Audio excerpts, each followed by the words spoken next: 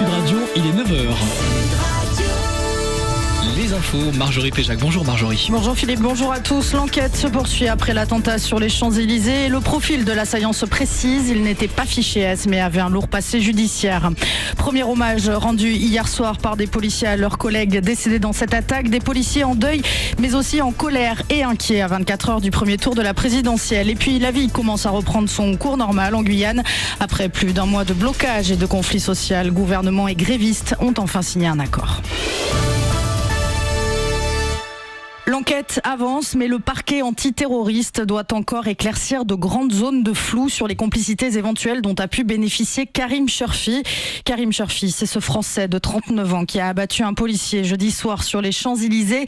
Il était bien connu de la police et de la justice. Les précisions de François Molins, le procureur de la République. Karim Cherfi n'était pas fiché S et n'avait pas présenté tout au long de sa période d'incarcération, donc pendant une période de quasiment 14 ans, de signes de radicalisation ou de signes de prosélytisme pendant toutes ces années de détention.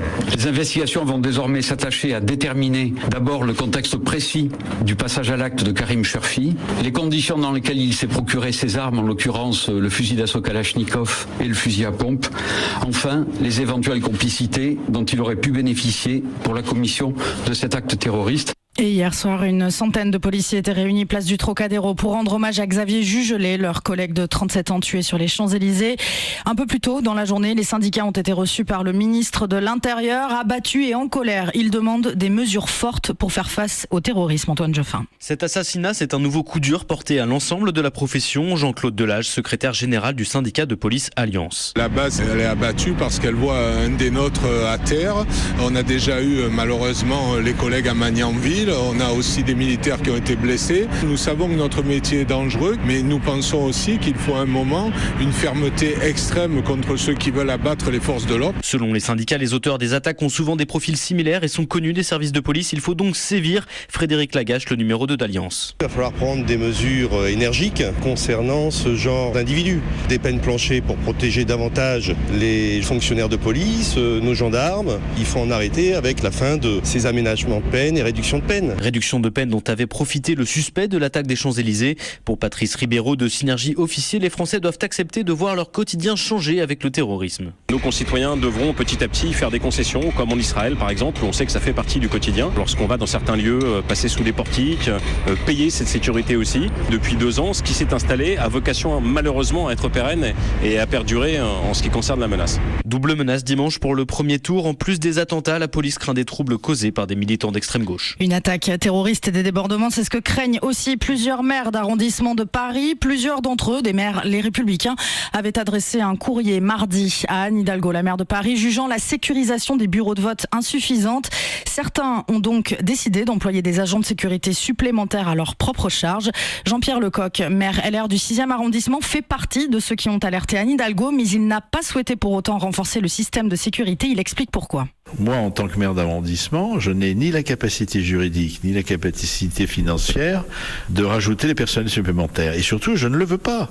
Parce que moi, je suis respectueux aussi de la loi et des attributions de tout le monde. À Paris, comme à Lyon ou à Marseille, en tant que maire d'arrondissement, nous ne sommes pas des maires de plein exercice.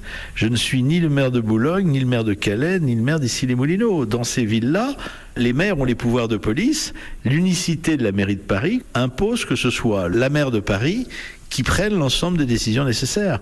On ne peut pas d'ailleurs, certains jours, nier nos attributions et puis le lendemain nous dire vous êtes responsable de la sécurité des Parisiens dans vos bureaux de vote. C'est pas possible. En France, au total, 50 000 policiers et gendarmes seront mobilisés pour assurer la sécurité. En plus des militaires de l'opération Sentinelle, les bureaux de vote ouvriront demain en métropole, mais dès aujourd'hui dans les territoires d'outre-mer.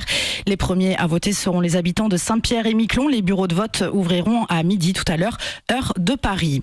La fin du conflit en Guyane après plus d'un mois de blocage. L'État et les élus et le collectif qui pilotait la mobilisation ont enfin trouvé un accord. Hier soir, le gouvernement a notamment acté les 2,1 milliards d'euros supplémentaires que réclamaient les grévistes pour permettre au département de rattraper son retard sur l'Hexagone. Le foot et pas de victoire pour Marseille hier en ouverture de la 34e journée de Ligue 1. Marseille qui est 5e 7e au classement, a concédé le nul face au 6e, Nancy, score 0 partout. Aujourd'hui, 6 matchs. À 17h notamment, le PSG reçoit Montpellier et à 20h, il y aura à suivre notamment Lille-Guingamp, Bordeaux-Bastia ou encore Caen-Nantes. Du rugby également aujourd'hui à 18h, Montpellier reçoit le Racing 92 en match de retard du top 14. Et à 21h, Gloucester se déplace à La Rochelle en demi-finale de Challenge Cup. Les deux rencontres sont à suivre sur Sud Radio.